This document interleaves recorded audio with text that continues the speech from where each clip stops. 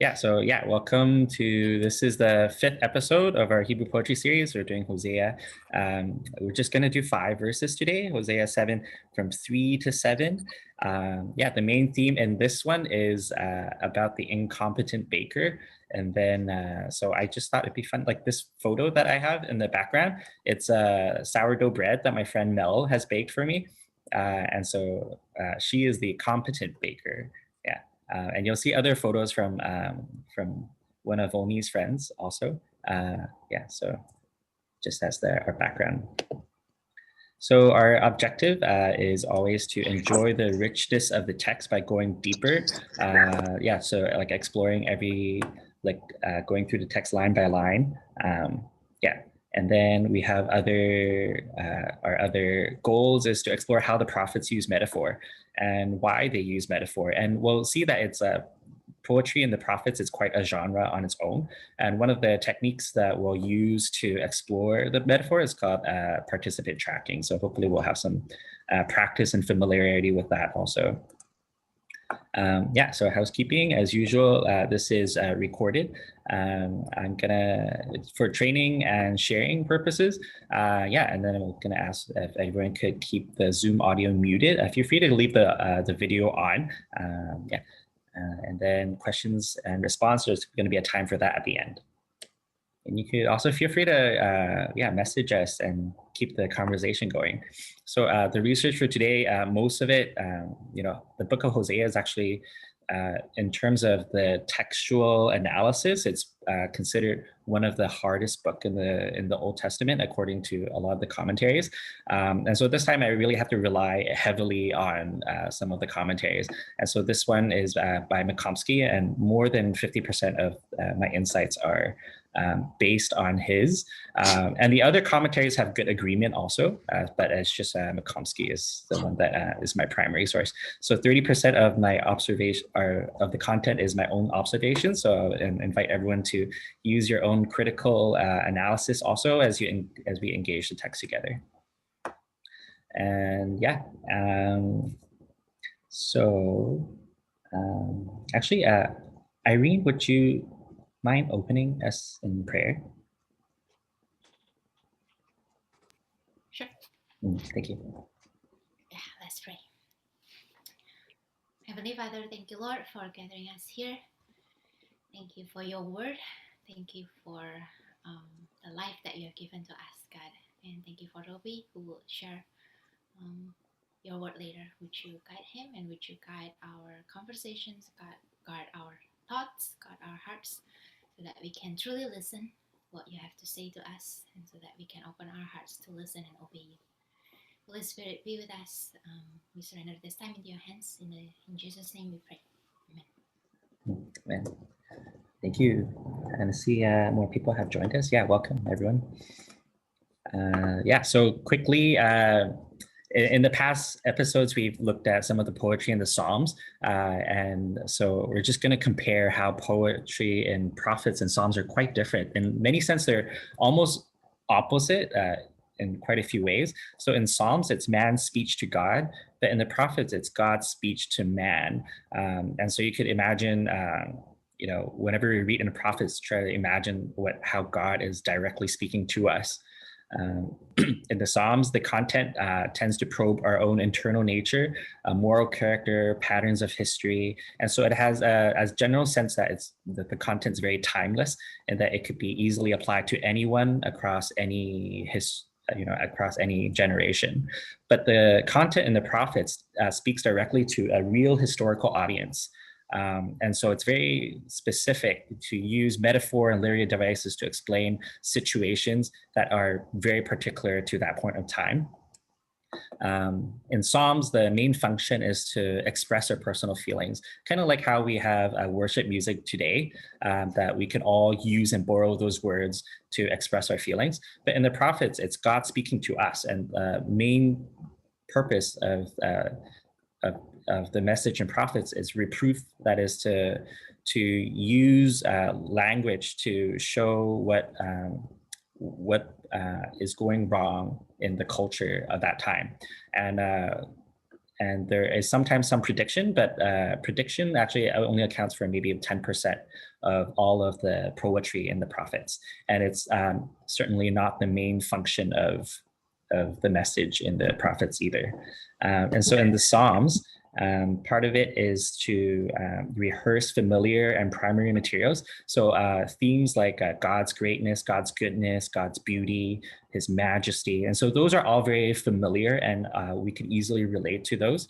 But then in the prophets, it's using new complex language to address a particular situation. So to understand the text, we have to understand the context first, and then see how the metaphor kind of builds on that. And so there's a huge burden on explanation because we need to know the context to understand the poem.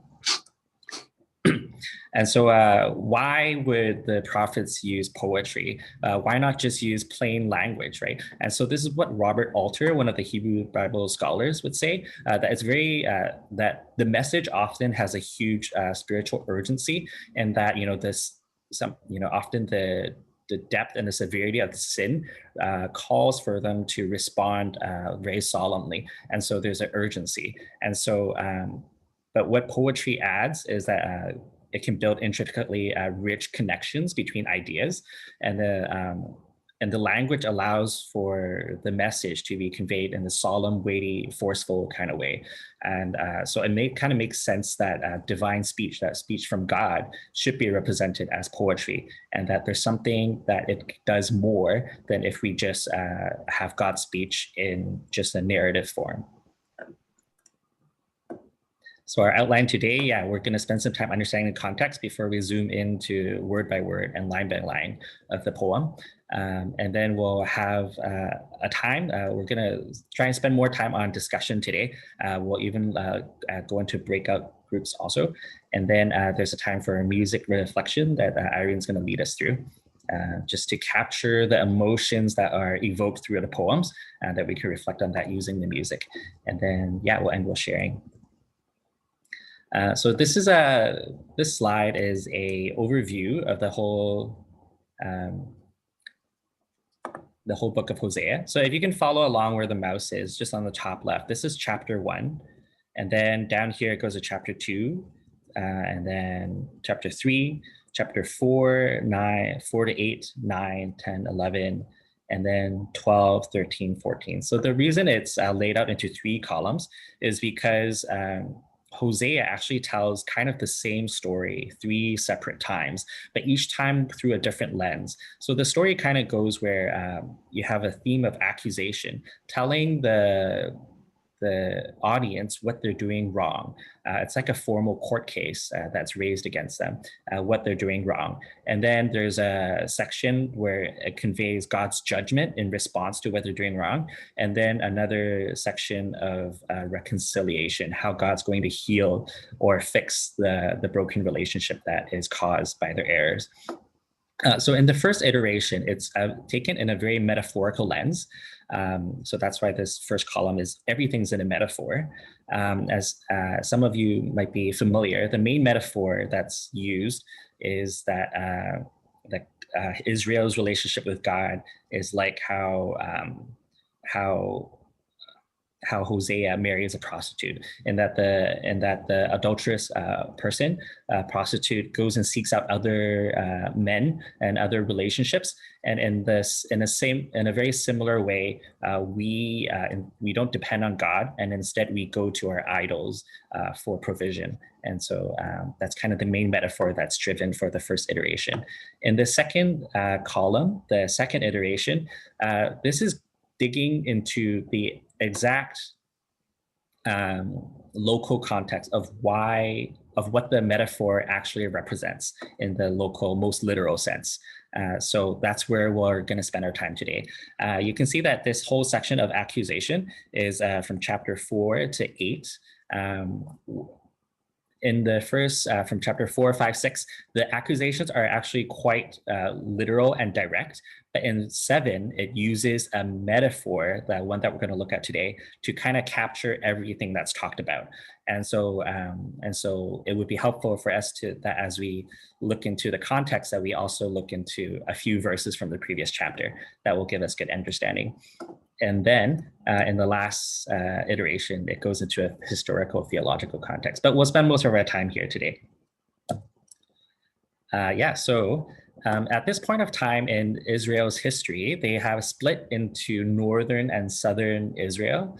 And so the northern Israel is typically just called Israel, but the southern Israel is called Judah. But northern Israel is comprised of many tribes of the original 12. And one of them is Ephraim. But the way this word Ephraim has kind of became one of the nicknames for the entire northern Israel. And so we'll see that in how Hosea, the book of Hosea, uses the word. He uses it quite interchangeably with Israel itself. So whenever you see is Ephraim, you can think directly, oh, we're talking about Israel, which is, in terms of application today, we are kind of like Israel. And so the state that Ephraim is in at this time is that there's actually complete chaos. There's widespread of crimes and violence. There's pagan idol worship, sexual sins and temple prostitutes, drunkenness, and incompetent leaders. I think one of the harder ones that are difficult for us to relate to is the widespread of crimes and violence. We live in Vancouver. It's rated one of the safest and best place to live in the world, right? So every year we're in like the top of the charts. And so it's really foreign to think of the extent of how bad violence can get. Let's look at some of the verses. So Hosea 4, 1 to 2. And this is, it says, listen to the word of the Lord, O sons of Israel, for the Lord has a case against the inhabitants of the land, because there is no faithfulness or kindness or knowledge of God in the land. There is swearing, deception, murder, stealing, and adultery. They employ violence so that bloodshed follows bloodshed. And then another verse here, Hosea 4, 7 to 9. The more they multiplied, the more they sinned against me. I will change their glory into shame. They feed on the sin of my people and direct their desire towards their iniquity. And it will be like people like priests. So I will punish them for their ways and repay them for their deeds. So this verse is actually directing towards the leaders of Israel at the time, which is namely the priests. And so it's very ironic that, or very bizarre that, priests, our modern day equivalent would be like our pastors in our church.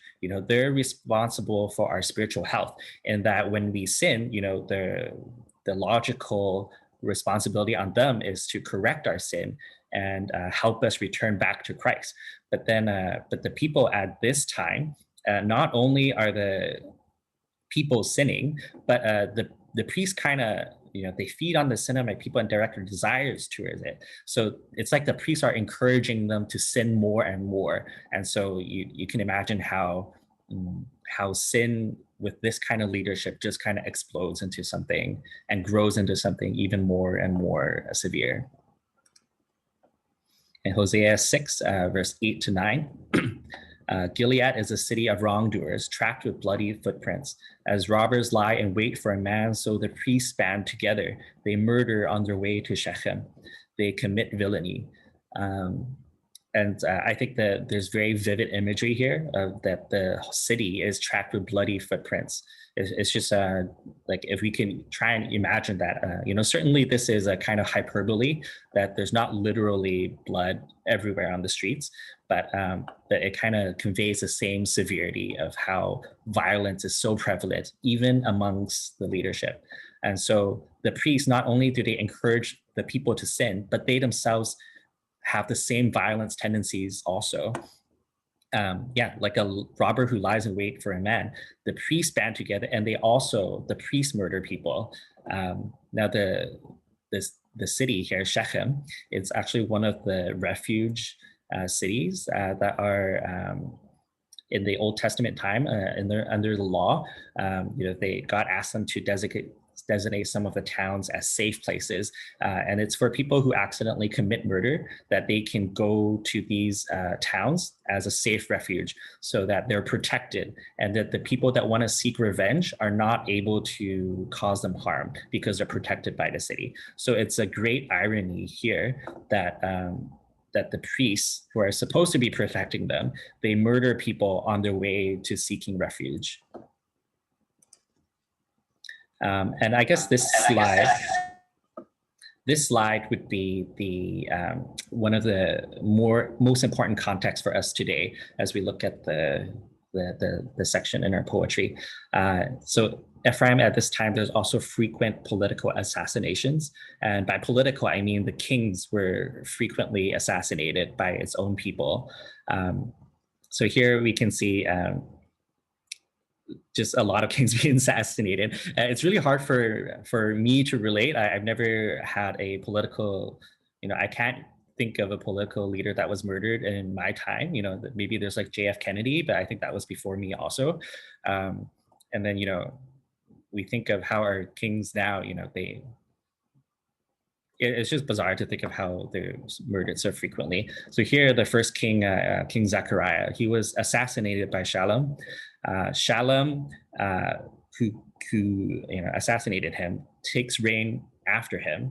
So Zechariah only had lasted 6 months in power, and then Shalom, who murdered King Zechariah to take over him, he only lasted 1 month before he was assassinated by Menahem. And then Menahem he survived 10 years, but this is only because he was paying tribute to Assyria, and Assyria is one of their enemy nations, and so they're paying the enemy to protect them, and this is something that God actually greatly hates, and that the people should have been asking God for his protection. Instead, they go to the enemy.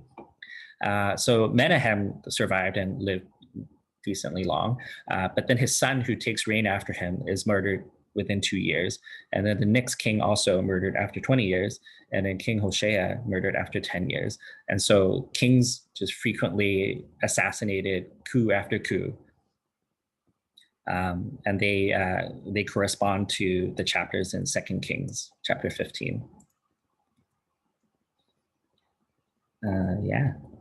Let's see.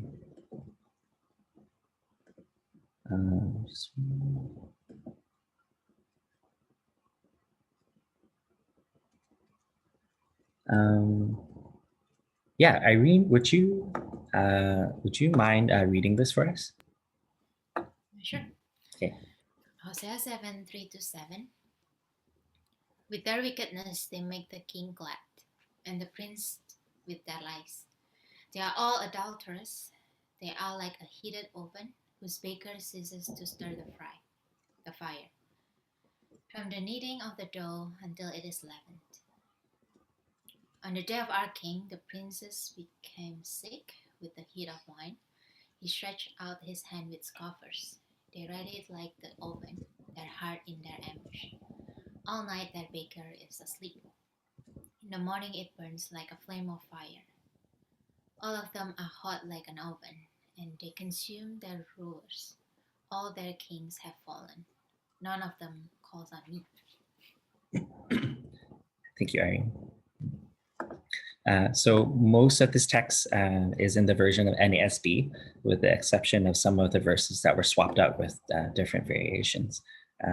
Let's jump into the verses line by line.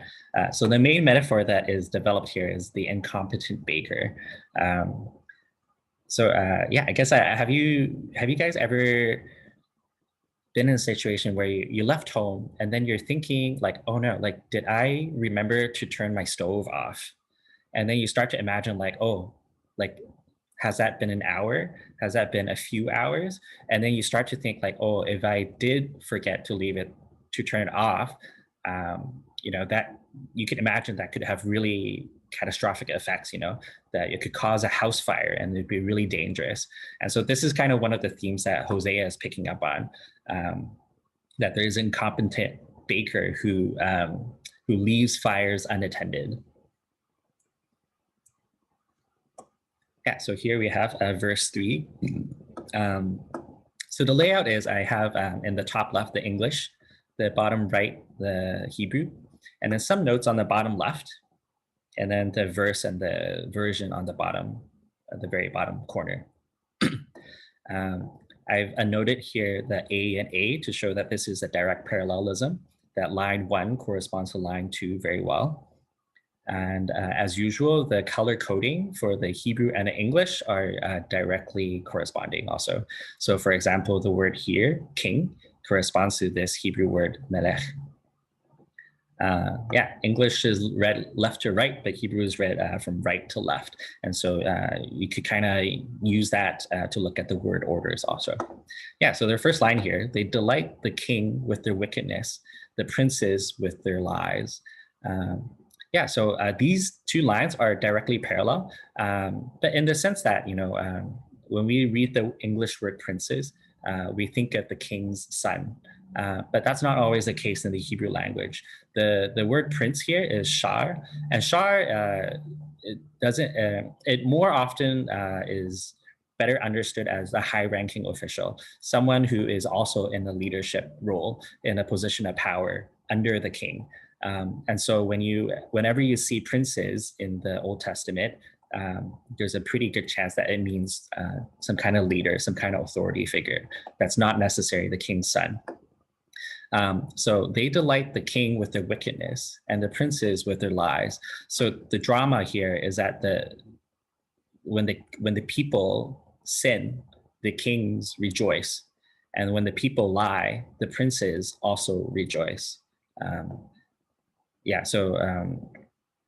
We're in a period of time where church and state has been separated. But back then in Israel's culture, the king not only governed the physical runnings of the whole nation, but they're also responsible for the spiritual health of the people.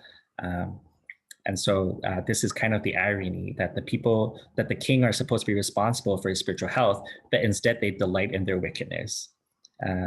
So as we move to the next verse, Hosea is going to start developing this really complex metaphor. And so one of our main tools to understanding it is something called participant tracking. And this is actually a very important tool in analyzing Hebrew poetry. Some of the textbooks will dedicate entire chapters to just doing this and giving practice. We can write those people down also. So here, the participants are like the key figures that are involved. We have they, which is the people, the nation, and they would kind of correspond to us in the modern day time. And then we have leaders, the king and princes, that would kind of correspond to our spiritual leaders. And we would kind of have to think about who are our spiritual leaders today. And then we have wickedness and lies, which kind of amounts to a type of sin. So I put these three down into purple, blue, and red. Okay, so this next verse, so the first two lines are a pair. So I put here AA to show their correspondence. And then the next two lines go together also. So they are all adulterers. So the word adultery here is kind of picking up on the metaphor that has been developed through the first three chapters of the book of Hosea, in that anyone who does not put their faith and trust in God and instead puts it in something else, whether it be people, military power, or friendship, those kind of things, who seeks things apart from God is considered an adulterer, because at the time, people have a covenant relationship with God, and there's a certain way that they're meant to relate to God. And then when they fall away from that, then they're considered adulterers. And so when this line says that they are all adulterers, that the people are adulterers, it's kind of bringing that kind of sense in. Hosea kind of likes his writing style. As you read different prophets and different authors in the Bible, you kind of can pick up that they have their own writing styles, and it's kind of interesting. And Hosea is he writes things very complex in that he likes to give you little hints here and there, but he never spells it out so that to help you understand the poem or the metaphor that he's using. And he kind of really like makes you work to figure out who the players are, what parts of the metaphor means what. But this first two lines is kind of our biggest hint, like that we have to use to kind of puzzle everything else together. So the first line, they are all adulterers. They are all like a heated oven. So the direct parallel already gives us the answer that adulterers are like ovens. And that's referring to the people. So the people are ovens in this metaphor. Whose baker ceases to stir the fire. Now, we don't know who the baker is, so we're just going to write that down here. And then we'll figure that out later. And then we have ceases, because the baker needs to do something. And that's something is related to stirring the fire. And so we could put that as our other participant, our third participant. I don't know if you guys, I'm not a baker myself, and I have definitely have no skills. So I had to do some research for myself. I'm sure a lot of you have more experience with baking, would understand this part of the metaphor quicker. I guess some of the breads that you make before you bake them, you need to knead in yeast into the dough. And then when the yeast is fully mixed into the bread, into the dough, then you let it rest for a certain number of hours to let it rise. And that process is called being leavened. And so a lot of the recipes that I looked online, they would say you want to let the dough rest for maybe up to 12 hours, depending on your recipe. Sometimes they're like, oh, leave it in the fridge, leave it outside, So the baker ceases to stir the fire. The word here, stir, is ear. Ear comes from the root word that means to give light. And the sense when it's describing a person is that you open your eyes. So it means waking. It means to arouse into waking. But in the context of the metaphor, we could understand it that the baker is supposed to be tending to the fire and stirring it, or put more logs in, move the logs around. The baker is supposed to be tending to the fire. But instead, the baker stops. And why does he stop? Because he finished kneading his dough and he's waiting for it to rise. The grammar in the English looks a bit trippy, but the logical connection between these two lines is maybe more visible in the Hebrew, in that the word from can give an explanation for the above clause. So the baker stops stirring the fire because he is waiting for the dough to rise. Here, our third verse out of our 5. This is in an A, B, C, B, A structure. And so the first 2 lines here are a pair, and the 4th and 5th is also a pair, but they also correspond to each other. So here, we've already established that people equals oven, but here they say the line is that they readied like the oven, their heart in their ambush. So what is this talking about? The word readied, karav here, means to draw near. But when it's talking about objects, it could also mean to prepare, get ready to do something. But when it's talking about people, you can imagine someone drawing near to someone else. And why would someone do that? Because they're ready in their heart, in their ambush. The word ambush here is arav, and you can see that there's actually a very sound similarity between the word ready and ambush. Ready is kara, and then ambush is arav, karav and arav.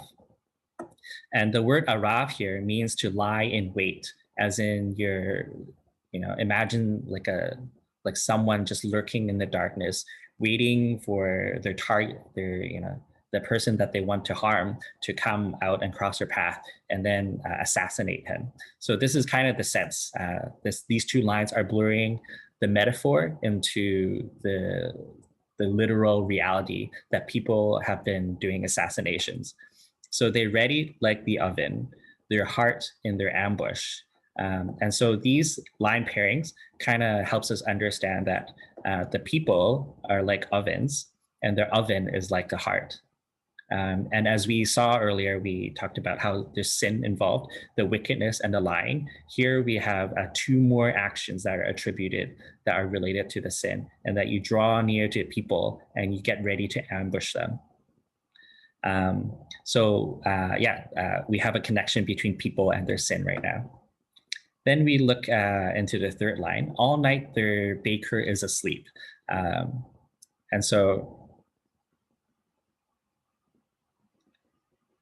We talked about before how the baker is supposed to stir the fire to wake it, to tend to it.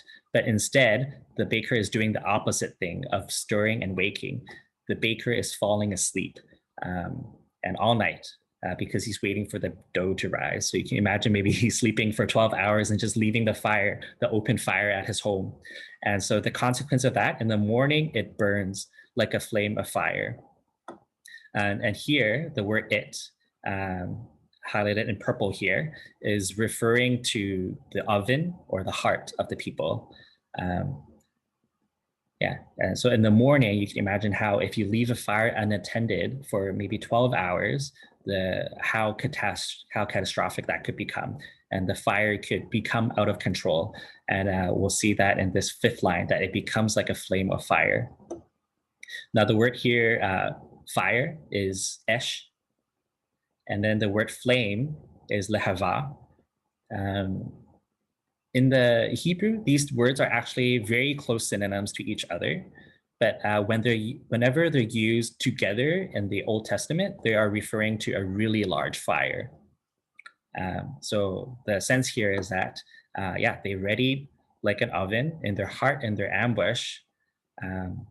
So this is talking about their physical preparedness to assassinate someone. All night the baker is asleep. And so in the morning, because the baker doesn't tend to the fire in their oven, in the morning, the fire, that is their sin grows into a flame of fire, a very dangerous and large fire that could burn down the whole house. Now there are some also very fun sound plays here that's employed. And so maybe I'll just read it out also. In the top right, I've written out what they'll sound like in the English. And there's a good rhythm to it too. It's kind of a little bit like, feels like Dr. Seuss in how rhythmic it is. So the first line, ki karavu katanur, and then next line, libam ba'arbam. The first line is just a lot of the K sound, ki karavu katanur, and there's also a lot of the U sound and A sounds. And then the second line, libam ba'arbam, meaning their heart in their ambush. There's a lot of B and M sounds here, libam ba'arbam. And then this fourth line has a really good sound also. Morning is boker, but burning is boer. So if you just take the Q out, then the words correspond. So boker hu boer. So I'll just read this whole verse once. Ki karavu katanur, libam ba'arbam, kol halayla yashen ofehem, boker hu boer, ka'esh lehava. So here we have verse 4 out of our 5. On the day of our king. So a lot of commentators would explain that this is referring to some kind of celebration, maybe a royal celebration. So it's kind of similar to how we have like Christmas Day, Valentine's Day. And so we have these significant days. And so likewise, they have days of the king, which is some kind of celebration for them. And on these days, the princes became sick. And we know that before that the kings and princes, they're interchangeable, that they're referring to the same kind of leadership. And then what are they became sick with? With the heat of wine. So heat here is a representation that we've established before, that heat is related to sin. So that's why I put it down here. And then when the leaders are sick, are drunk, and they're in sin because there's heat involved, what do? They stretch out his hands with scoffers. And this action here, to stretch out your hand, is kind of like how when we extend our hand for a handshake. So the sense here is that this action would symbolize creating alliances, creating friendships, creating connections. And who does he create these connections with? With scoffers, with people that do not have his interests, in mind. And as we'll see later, that these people, as we see historically, these people have been assassinating the kings.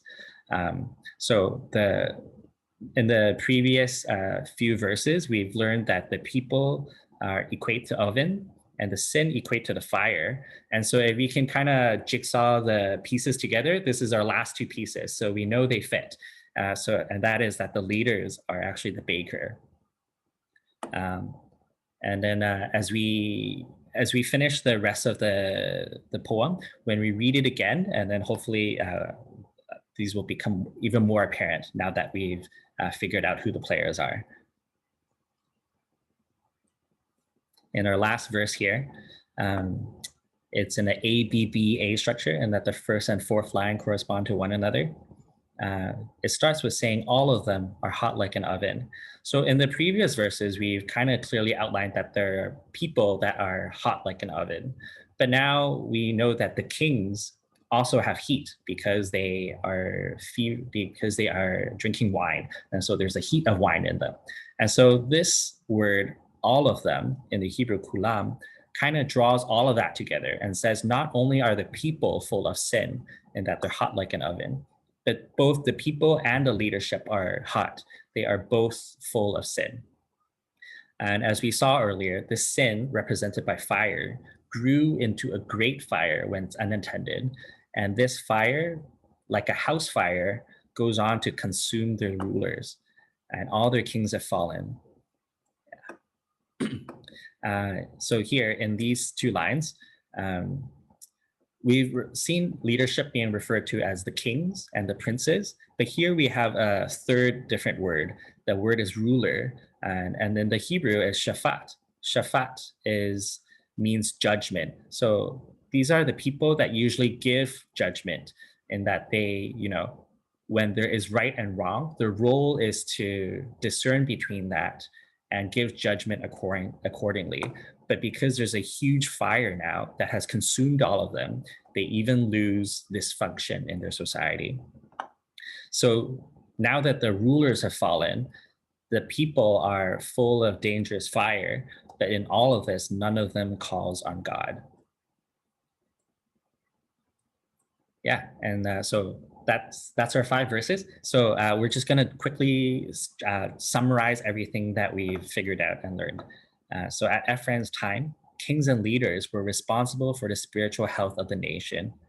The leaders neglected the sin culture of the nation, like we see in verse 4. And this is just like how a baker who leaves the fire unattended in verse 6. The nation's sin grows and leads to political assassinations, like a fire that grows and consumes its leaders. And in all this, none of them calls to God. And the implication is that we should call on God, and they should be calling on God. Yeah. And so with that, yeah, can I invite Irene to read this one more time? Sure. Hosea 7, 3-7. With their wickedness, they make the king glad, and the princes with their lies. They are all adulterers. They are like a heated oven, whose baker ceases to stir the fire from the kneading of the dough until it is leavened. On the day of our king, the princes became sick with the heat of wine. He stretched out his hand with scoffers. They readied like the oven, their heart in their ambush. All night their baker is asleep. In the morning it burns like a flame of fire. All of them are hot like an oven, and they consume their rulers. All their kings have fallen. None of them calls on me. Thank you, Irene. Yeah, so we've come to our discussion session. Time looks like it's still okay. So I have here three questions. Each of them have more in it, but we'll, as usual, like if you have insights that come to mind, you feel free to type them out into our group chat, then we can share that together. And then we'll go into a time of musical reflection led by Irene, and then we'll go into our breakout group for discussions. But yeah, some would say that application is actually the most important step out of our entire session, because if we read something and we don't have heart transformation that comes from it, then what we read and all the hard work that was put into understanding the text is kind of just good to know, but kind of useless, because it doesn't do anything if we don't reflect on it and try to apply it to our lives. So yeah, I would argue that this is our most important time of our session. So our first question here, related to the heart. Sin unattended grows dangerously like an unattended fire. So we can compare this to James chapter 1:15, and how it says that, sin when it is full grown leads to death. So there's a good parallel there. So the question is, name a sin that is often unattended. What does it look like when this sin grows? What is dangerous about this sin? How does the sin affect leaders? And what actions are helpful in addressing the sin? Yeah, feel no pressure to share, but definitely we'll set a timer here for 2 minutes so we can reflect on this.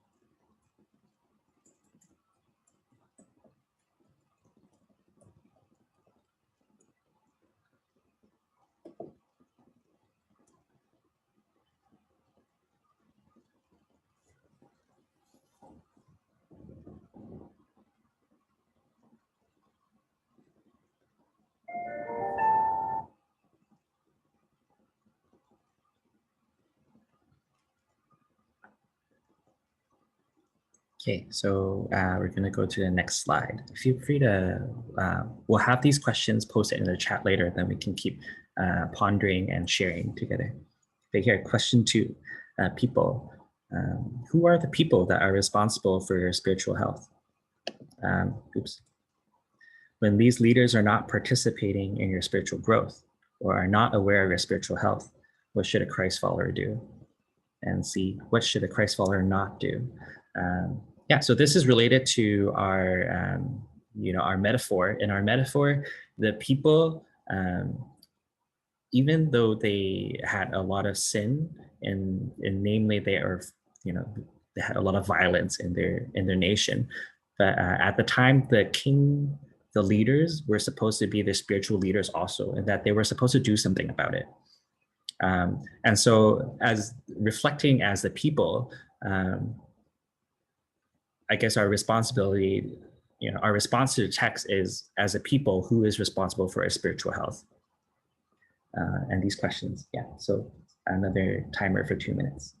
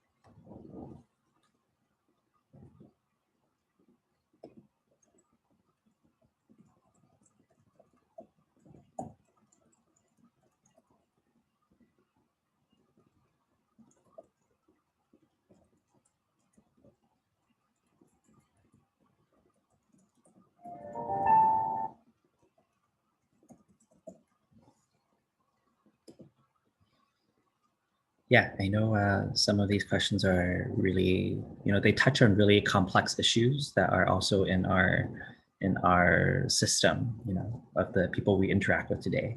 But yeah, we'll have more time to keep reflecting after. Yeah. So the baker. Today, people that are responsible for other spiritual health include church leaders, small group leaders, parents, and others. Yeah, some of you guys have pointed these out also.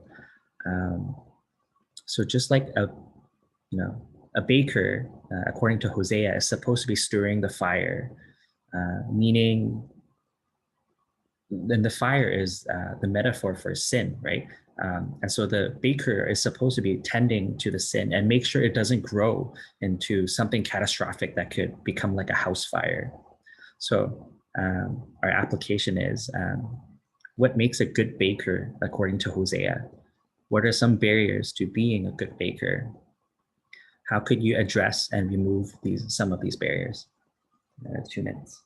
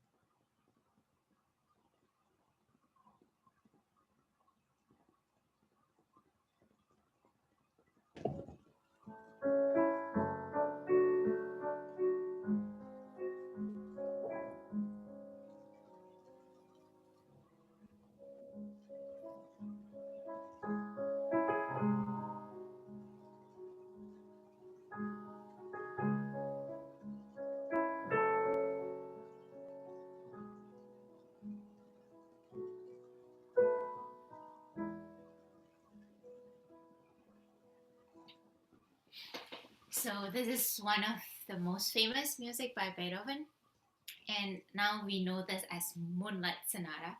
But the term moonlight is not originally by Beethoven. It's actually by a music critic or a German poet named Ludwig Rellstab, who made a comment that this music reminded him of, quote, Lake Lucerne shining in the moonlight. So since then, he used that, publisher used that term moonlight to give a nickname to this sonata as they have been published later on. And hundreds of years later, now we know this as Moonlight Sonata. But arguably, this is not about moonlight or something really relaxing. It's arguably about death or murder or even at least dying. And so scholars have pointed out that on Beethoven's sketches, there is this music notation taken from Mozart's opera Don Giovanni. By the way, Mozart is around 14 years older than Beethoven, and it's quite common for Beethoven to draw inspirations from Mozart's music. So this is not the only one. But anyway, so in that opera, Don Giovanni, one of the scene was a duel scene of Don Giovanni and a commander. And the duel happened because Don Giovanni, who is a liar, a seducer, he wanted to seduce or even rape commander's daughter. And so the commander came in and wanted to protect his daughter. And unfortunately, the commander got stabbed. And so the music that accompany what happened after the stabbing is the music that Beethoven wrote on his sketches. I'm just gonna show you the music of the duel, just a little bit. That's when the stabbing happened. And then this is when the commander cried out, help.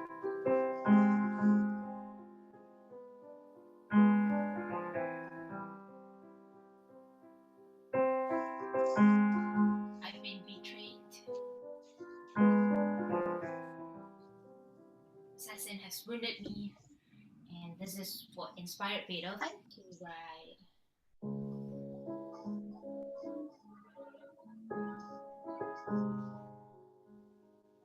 so that triplets in Mozart becomes this on Beethoven.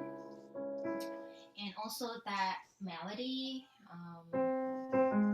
that is being repeated, same notes being repeated, and the rhythm is like long, short, long, and it's in minor key, so that is also being used by Beethoven. And a sonata before, so this is Opus 26 by Beethoven. He also wrote a funeral march, which has the same character of motif, so same notes being repeated, and the rhythm is long, short, long, and it's over a minor key.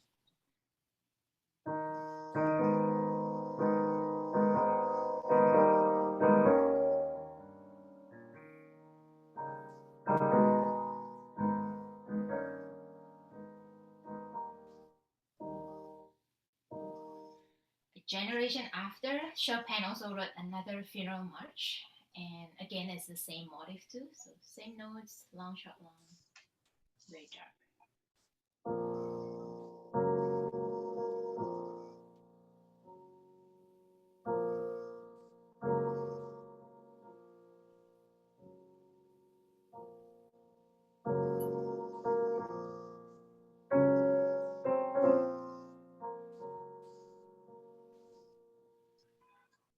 That's quite similar with.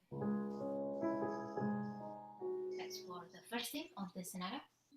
Now the second theme.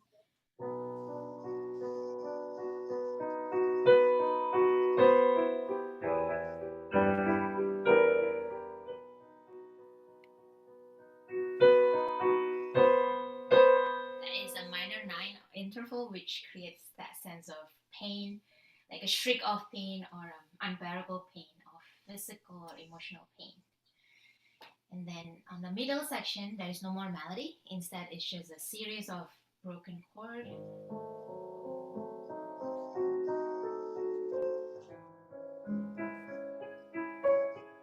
That goes higher and higher, creating this sense of foreboding.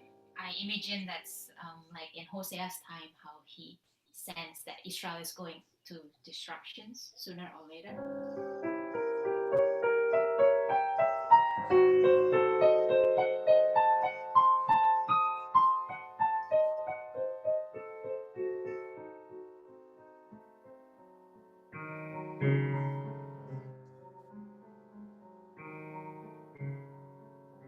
As if someone is pleading.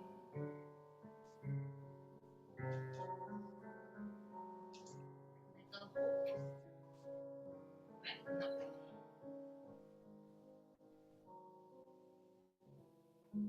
And we are back to that death theme. And then at the coda, so in the closing part, the theme changed to my left hand, which creates even darker sense.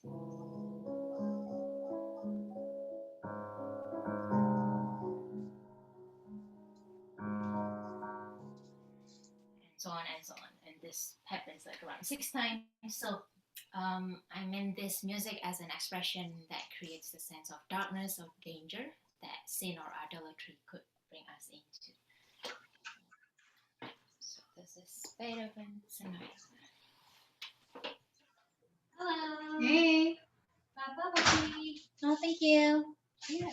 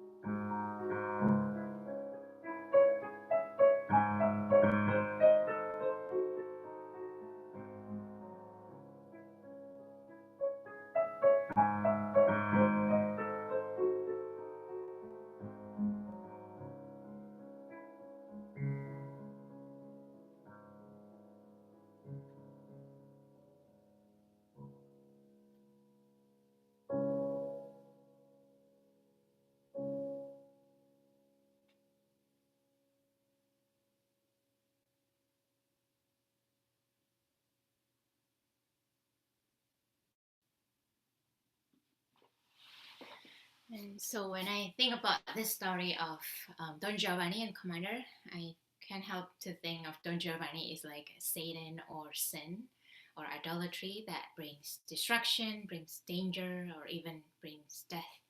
Um, and devil is someone who seeks to kill and steal and destroy. But when I think of the commander, I think of Jesus Christ, who just like the commander is willing to sacrifice himself for his daughter. Jesus Christ also sacrificed himself for us so that we could be saved, we could be forgiven, we could be set free from the bondages, from all the sins and idolatry that we have. And unlike the kings in Hosea's time that were assassinated because of their own faults, Jesus was killed actually not because of his fault, but because he is holy, because he's speaking the truth, and because he wants to protect us, because he loves us. And so even though we are still struggling with sins or bondages or addictions at some point of our lives, or even right now, we could still call on him and we could still have hope. That as long as we call on him, God is so ready to save us and he's so ready to bless us. So yeah, thank you all for spending your weekends with us here. And now we'll break out into small groups and Toby will guide us.